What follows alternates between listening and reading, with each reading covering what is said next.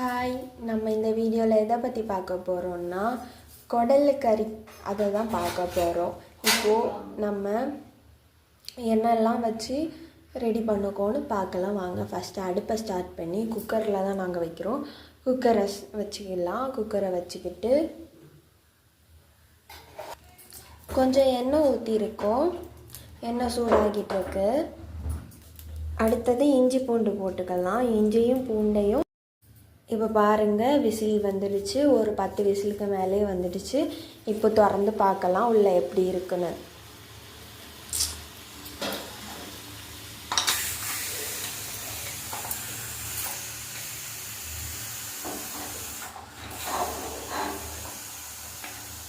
திறந்து பார்க்கும்போது உள்ளே இருக்க ஏர் எல்லாத்தையும் வெளியே எடுத்துகிட்டு திறக்கணும். ஆஃப் பண்ணி